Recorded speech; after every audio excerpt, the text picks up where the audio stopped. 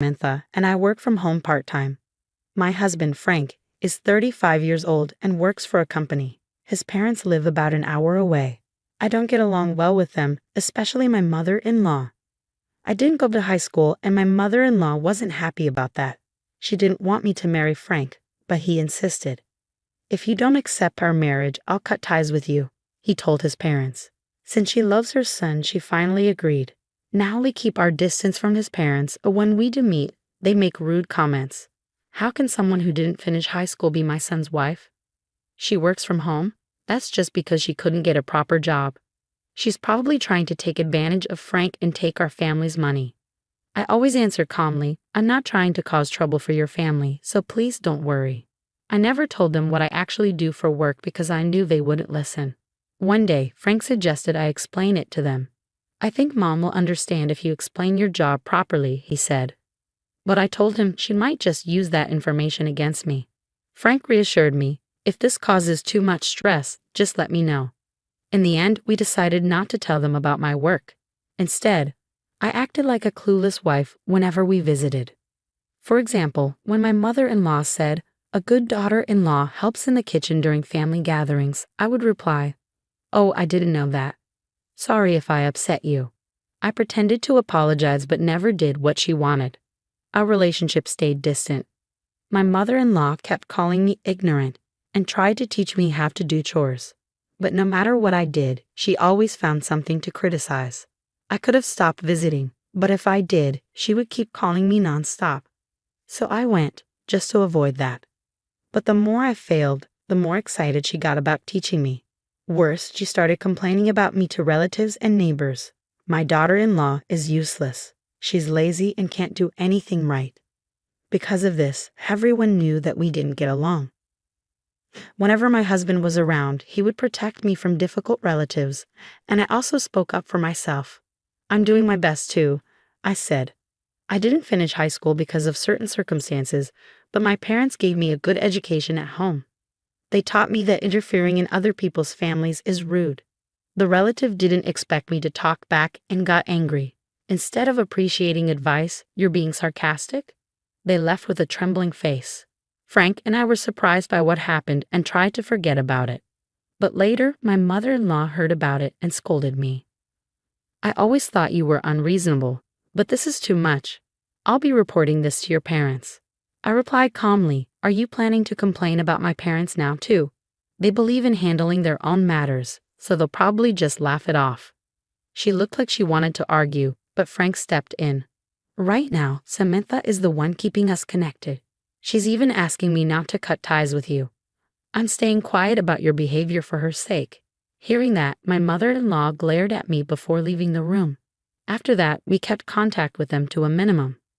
2 years later, one day, my father-in-law called. He said they were celebrating their 30th wedding anniversary with a trip to Paris and invited us to join. "It's not good to stay distant like this," he said. "I want to fix things between your mother and Samantha. I also want to apologize. Please come with us." Frank and I were suspicious, but we also realized we hadn't handled things perfectly either. Frank wasn't convinced, but I thought, if this trip really helps us get along, it's worth trying. "Let's give it a chance," I told him. "If anything goes wrong, we can cut ties after that." In the end, we decided to go. The trip begins. We met at the airport, and surprisingly, my in-laws were polite. "I'm so glad you came," my mother-in-law said. "I'm sorry for what happened before, Samantha." I felt relieved. Maybe this trip will go well.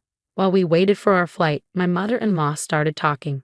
"I've been taking a French class. My teacher is from Paris, and he always compliments me.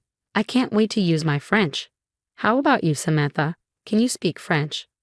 "A little bit," I said. "Oh, really? Well, if you need help, just ask me." Her tone felt a little sarcastic, but I brushed it off with a smile. After a long flight, we arrived in Paris. Right away, my mother-in-law wanted to test me. "Samantha, ask that airport worker where the baggage claim is. Let's see how good your French really is," she said with a smug smile. I sighed. "I can, but pointing at someone like that is a bit rude. It could cause trouble, you know." Then I spoke to the staff, found out where our luggage was, and led my in-laws there. For a moment, my mother-in-law's face went pale when she heard my French, but she quickly laughed. Oh, the staff must be nice to tourists. I guess even clumsy French works. Should we rely on you for the rest of the trip? I raised an eyebrow. What? I came to Paris to enjoy myself, not to be your personal guide.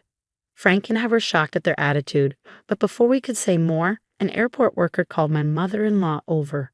She couldn't understand a word of the fast French and started to panic.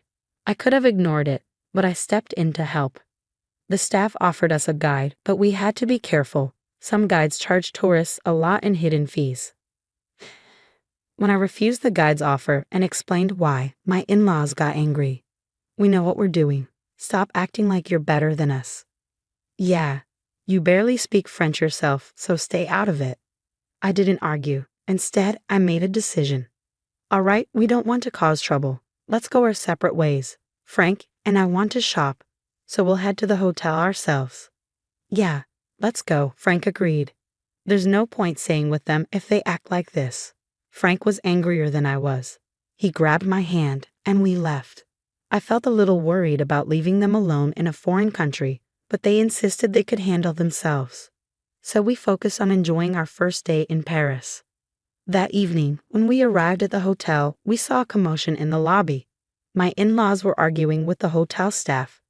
It turned out they had tried to cancel our room booking without our permission, but since the room was booked with my card, the hotel refused.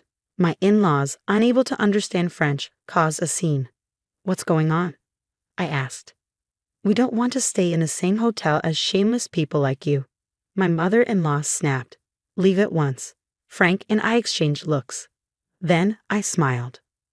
We actually booked this hotel for you as a gift, I said. So if you don't like it, feel free to change hotels yourselves. But I can't, my mother-in-law mumbled, realizing she couldn't communicate in French. Well, in that case, we'll upgrade our room so we won't have to see each other during the trip, I said. I explained to the hotel staff, and they arranged a better room for us. My mother-in-law was frustrated. Why does your French work so well? They don't understand me at all. That's when I finally revealed my secret. I'm sorry for the confusion, I said. You know my father is American, but my mother and grandmother are French, so I grew up speaking French. My grandfather is from Spain, so I also speak Spanish. Oh, and I actually graduated from university. What? But you didn't even go to high school. Do you know what skipping grades means? I didn't attend high school, but I skipped ahead to university. Now, I work from home as a translator and interpreter for French and Spanish. I also self-taught myself Chinese and Japanese. As I finished explaining, the hotel staff told us our room was ready, and we walked away. My mother-in-law started shouting behind us. But I turned back and said, if you make too much noise, security might get involved. If that happens, I won't translate for you. Do you want to be banned from entering the country? That shut them up. When we got to our room, Frank bowed his head. Samantha, I'm really sorry. I had a bad feeling about this trip, but I never expected them to do something so awful.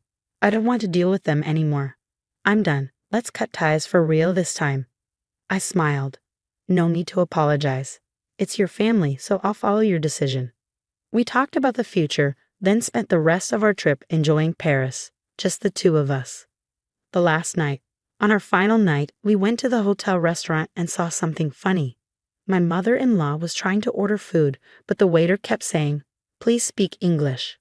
The staff was speaking in English, but my mother-in-law ignored him and kept trying to speak broken French.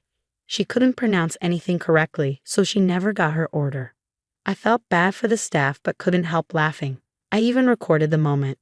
Then my father-in-law noticed us and walked over. "Can't you see your mother is struggling? Why aren't you helping?" I shrugged. I thought she was confident in her French skills. Besides, if I help, she'll just get mad, won't she? Come on, just order for her. I smirked. Well, I do translation as a job. If you want my help, I'll charge a fee. What? You're that greedy? Fine, I'll pay. Just do it quickly. I was surprised he agreed so easily. I translated their order smoothly, but instead of being grateful, my mother-in-law got even angrier. I didn't need your help, my mother-in-law snapped. Oh, your husband begged me to interpret for you. He even had to pay me for it. If you have any complaints, take them up with him, not me, I replied, then returned to my seat. The next morning, as my in-laws boarded the airport bus, the atmosphere was tense. It was clear they had fought after dinner. Cutting ties. After returning home, Frank and I visited my in-laws to formally declare our estrangement and to collect payment for the translation service. However, my mother-in-law had anticipated this and invited her French class friends over. As soon as I entered, the ladies frowned at me. My mother-in-law wasted no time playing the victim. She lied about her career to us, her own in-laws, and how shameless, refusing to help us in an emergency unless she got paid. I smiled and pulled out my phone. Well, we recorded our trip as a memory, so please enjoy. I played a video showing my mother-in-law struggling with her poor French, causing trouble for the restaurant staff, and demanding we separate from them. Her friends watched in stunned silence. Maybe she wasn't ready for French conversations yet, one lady said with an awkward smile. My mother-in-law's face turned bright red as she lowered her head. Frank sighed. Mom, does it feel good to mock Samantha in front of your friends? I'm done with you and Dad. Don't contact us again. Ever. Then he turned to my father-in-law. This is the fee for Samantha's interpretation services. She helped you despite everything, so it's only fair you pay her properly. Bye. Before I could say anything, Frank grabbed my hand and led me out of the house. The final straw, not long after, we received confirmation that the payment had gone through. But instead of leaving us alone, my father-in-law called, demanding I fix things with the family. I only have a middle school education, so I'm not good at negotiating these things, I replied vaguely, then blocked him. I have no idea what happened to them after that. Frank made it clear he wouldn't be involved, and he reassured me I didn't need to worry about it either. In the end, my past experience with people taking advantage of my language skills helped me stand my ground. I used to avoid mentioning my translation work because acquaintances would expect free or underpaid lessons, but this time, it worked to my advantage. Now that we've moved, I'm working comfortably without ridicule or interference. Maybe it's time to learn another language and expand my horizons even more.